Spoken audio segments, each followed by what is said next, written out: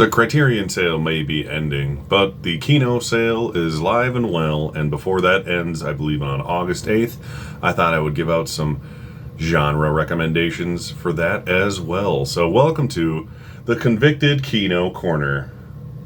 Oh, that's not good. Talk, shop, pop, movies. Ahoy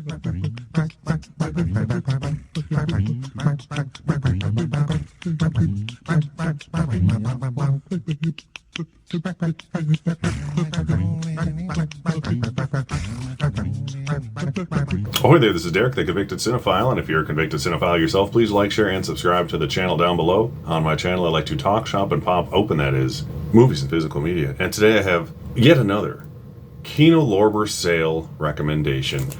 I've warned before, all these may not be part of the sale this time around, but if they are not, please put them in your wish list for when they are, because they will be sooner or later. They're good about that. They usually shuffle around what's on sale and what's not kind of every other sale.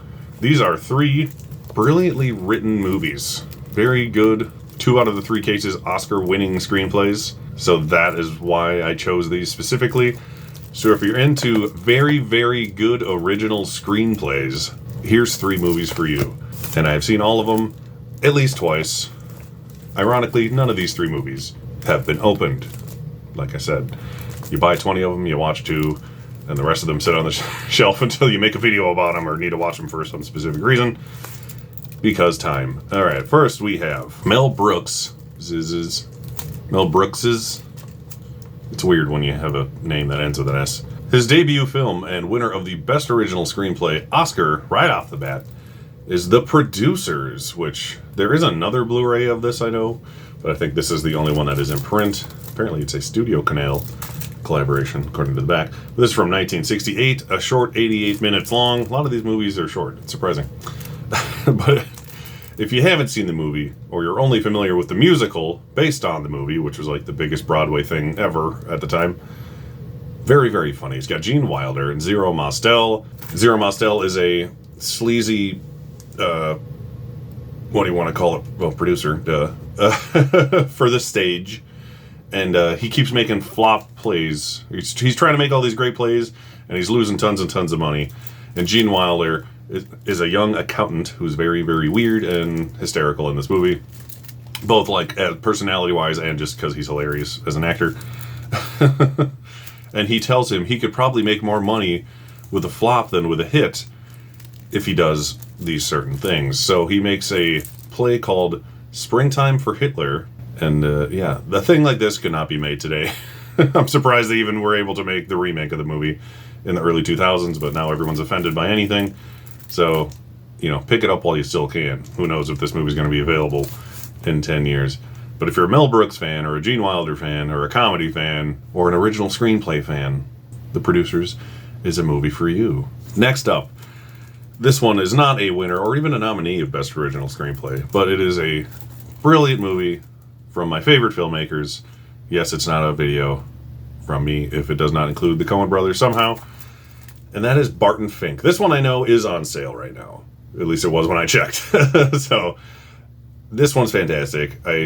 I'm surprised it doesn't. I'm not, like, shocked it doesn't have a 4K, because it's not, like, a huge popular title. But it seems like one that could at some point. So, you know, be weary. From 1991. This movie is great. It is 116 minutes long, so just to shade under 2 hours.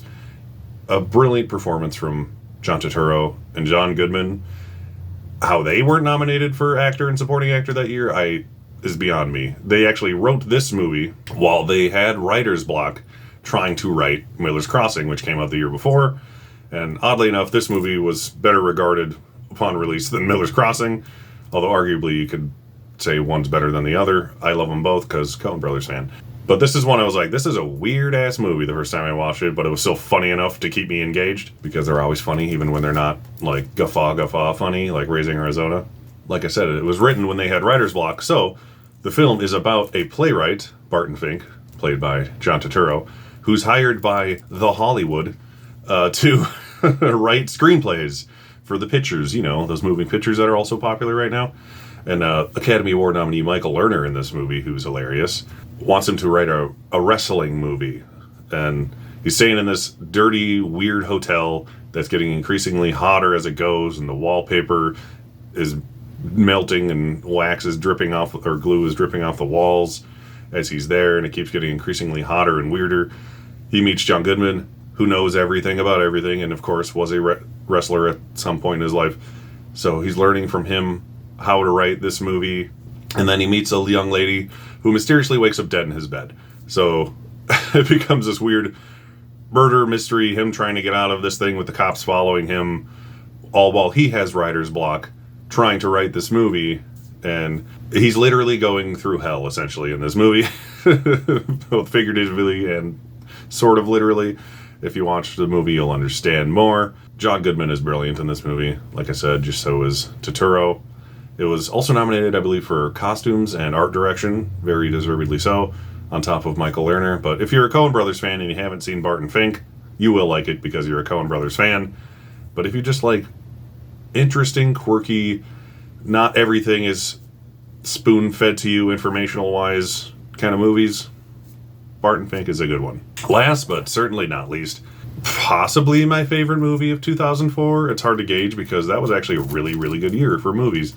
This one should have been nominated for Best Picture, Director, Editing, and Actor on top of its winning screenplay, and that would be Eternal Sunshine of the Spotless Mind. Yes, like I said, it is a Oscar-winning original screenplay from Charlie Kaufman, who, in all honesty, should probably have at least 3 Oscars by now for his writing, because he is brilliant.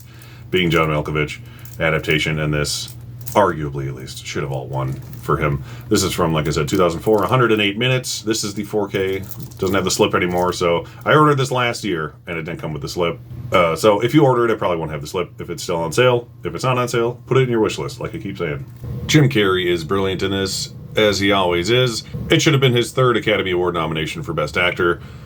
Sadly, it was not even his first, because apparently they hate Jim Carrey for whatever reason.